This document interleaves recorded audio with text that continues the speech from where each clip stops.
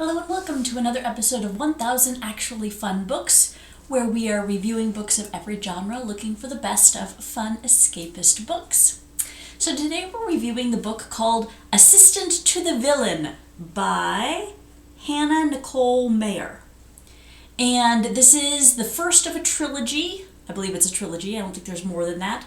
And it is a romantic comedy with fantasy elements. I wouldn't really go so far as to say this is a romantasy, where it's a strong romance fantasy. This is much more romance comedy with a little bit of fantasy. Okay, so the plot.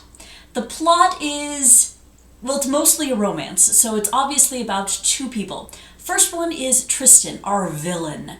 So he is a villain of the story, and he's well known to be a villain well before our main character Evie shows up.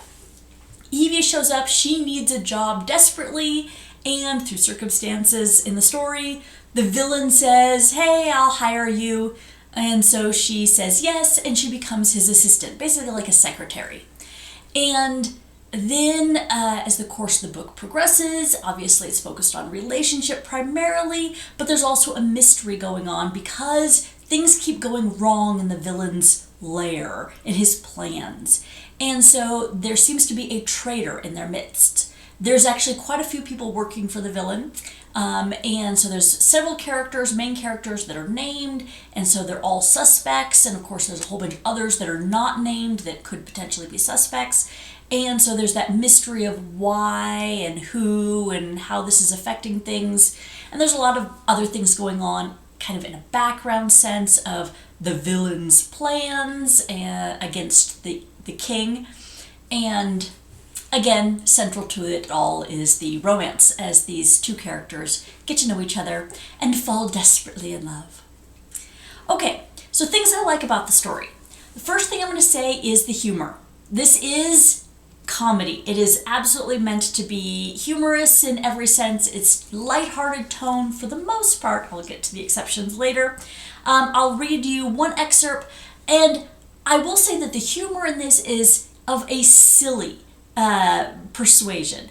It's not the kind of thing perhaps you might laugh out loud, but there's a lot of it, a lot of bantering as they go along. So here I'll read on page 84 to 85. This is when Tristan first reveals his name, because up until this point he's just been the villain, and she refers to him as your vileness or sir, depending on how serious she's being. So Evie has asked, what is your name? And he reveals it. "It's really Tristan?" She frowned. "Do you dislike the name?" he asked dryly. "No, it's just not what I expected." She leaned back on her heels, noticing dark clouds coming over the horizon. "I am going to regret this with an alarming intensity, but what were you expecting?" He had his head slightly leaned away as if she were about to strike him. Smiling crookedly, taking a step towards him, she dealt her first blow. "Fluffy." The response was beautiful. His mouth gaped open like a fish, opening and closing, trying to find the right words, but of course there were none. She clasped her hands behind her back, waiting. After a few moments of silence that for once Evie didn't mind, he said, "Fluffy? You looked at me and thought to yourself, he looks like a fluffy?" The name and the rough gravel of his voice, which seemed to be getting higher pitched in his outrage, sent her tittering. "Fluffy is a beautiful name. I had a dog named Fluffy once." She nodded succinctly and then deadpanned. He used to growl at lint. The noises coming out of him were not in any language she'd ever heard.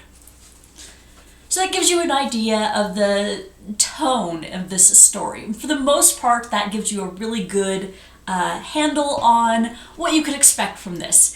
It's a lot of them talking to each other in humorous situations. It's a comedy. And I really liked it. It was funny. I laughed several times, and I really liked that overall tone of humor. So I did a good job with that. There's lots of flirty. So this is a romance book, and I liked the way they handled the romance. So this was not an overly physical, although there's certainly a physical attraction, but it's not over the top. Like some of them, they're like, I saw him and suddenly I lost all sense and cannot talk because I am drawn to him, that kind of stupidity. And this was a lot less than that. Like, they didn't lose their common sense just because they're attracted to each other. Instead, it's a lot more, it's not quite getting to know you, but it's a lot more of them interacting, and you can see how they could be attracted to each other. You could feel the tension between them. And it doesn't ever cross the line into being ridiculous in that sense. The romance, I also liked that it's not, so it's a G-rated romance. The most that ever happens is a kiss. There's lots of innuendo, of course, but it's lighthearted in that sense. This is definitely a PG book. It would be appropriate for a teenager. So another thing I liked is the characters, our main characters. So both Tristan and Evie, our two main characters, are very likable. So the kind of tropey thing going on here is Tristan, our villain, is a grumpy kind of person with a heart of gold, which is interesting because he's supposed to be a villain. So he does do murder and mayhem and, torturing the people in the background kind of thing. But the book kind of really strongly emphasizes that at the beginning, so you get, this is the villain.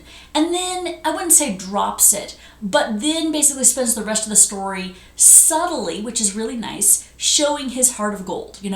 His people, his nameless soldiers, have to go out and battle a big monster, and he fights out in front because he doesn't want his people being hurt. Or somebody needs a job that really isn't qualified for the job, but he still gives it to them because they need it. Those kind of subtle things that make his heart of gold shine, and it's done in a subtle fashion. It's shown, not told. And so the author does a great job on that for our villain. He comes across as a good guy, despite his fact that he's a villain. And in the end, it does really feel like he could be the hero of the story instead of just a bad guy. Our main female character, Evie, is also a fun character. She has kind of a bubbly, sunny personality, always cheerful, and it's somebody that you would like to be friends with, basically. She is a bit silly, but she's likable. So I like our characters in this. And there's a lot of side characters too. And for the most part, they're also very interesting and likable. Like, there are some characters on the side that may have some future romance going on in future books, and you can kind of root for them. Things like that. There is that mystery going on behind the scenes. Now, this is kind of for whether I love it or hate it. It's in between, because the mystery is such, you're trying to find the traitor, but it is not something that the reader can solve before the end. This can be a plus or a minus. You can have the tension ratcheting up as you go, but you don't get the clues you need until the characters find the clues towards the end on what was going on with that. So there's no potential for solving it ahead of time. This can be a good or a bad thing. Good in that you don't sit there and go, you guys are such idiots, it's obvious right there. That can be irritating in a story. Bad in the sense that you'd be like, but there was no chance of figuring this out. So it's kind of in between on that respect. But again, I think that it worked really well for creating the plot of the story. Otherwise, it would just be the romance, and the mystery added a lot to it. So those are the things I like, which is the important things in this book. Let me emphasize that you're reading this because you want a lighthearted romance. That's the whole point. So if you're looking for that, that's what you're getting. And it does those things well. Okay, so it does have a couple dislikes. Some of them are really minor and other people might totally disagree and these won't bother you. But I'll mention them anyway.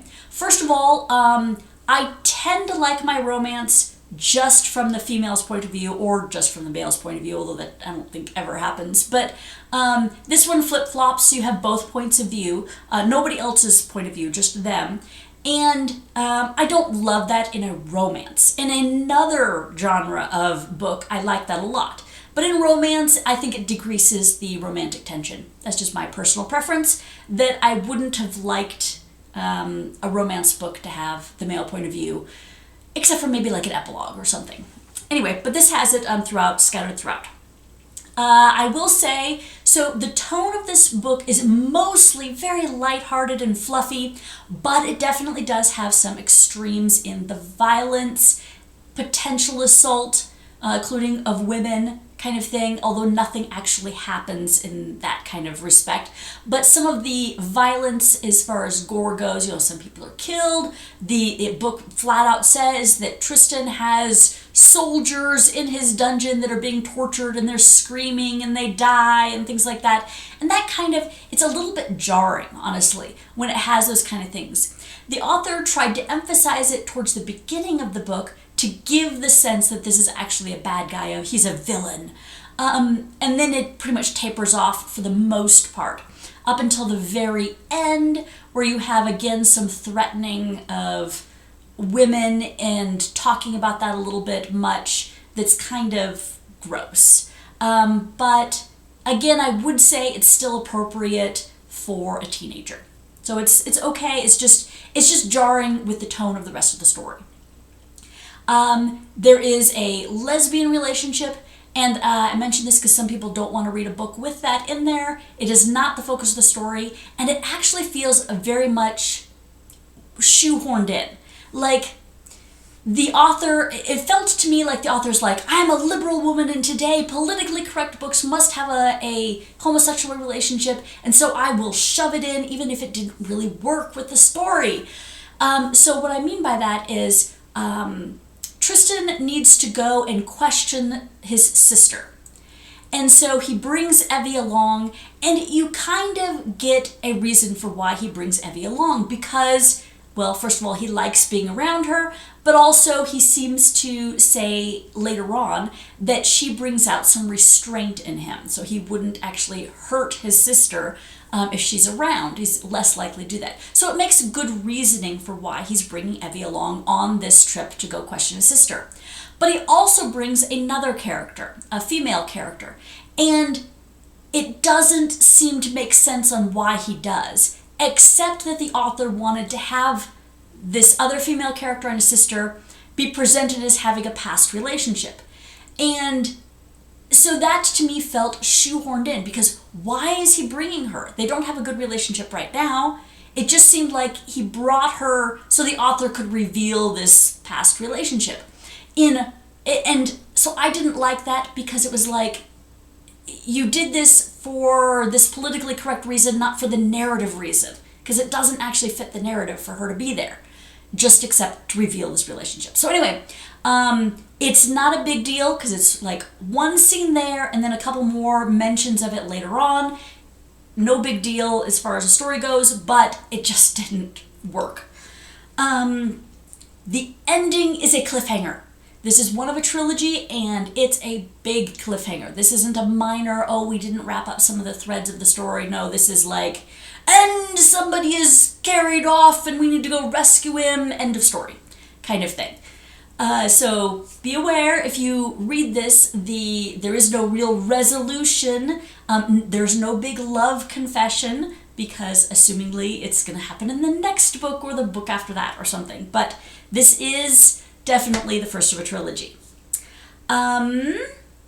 There are some time skips, especially at the beginning, where I really kind of felt like it could have used that getting to know you moments. Because you have a prologue where they first run into each other and Evie is offered the job.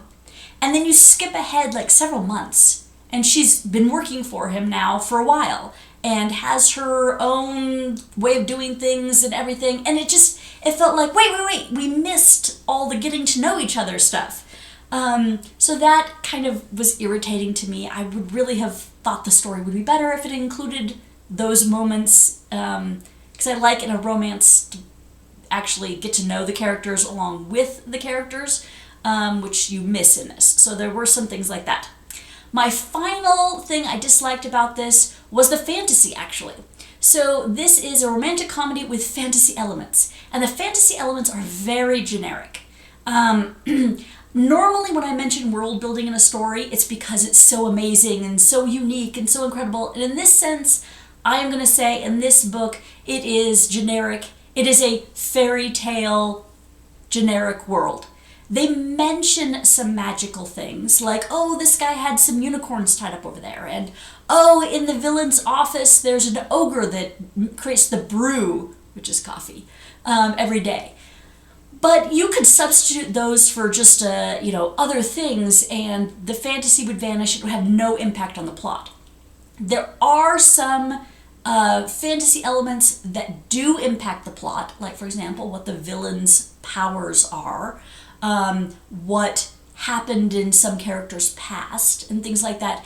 But it's very little, really, at all, and it doesn't feel very unique. So I'm just going to say that the world building was fairly lackluster in this.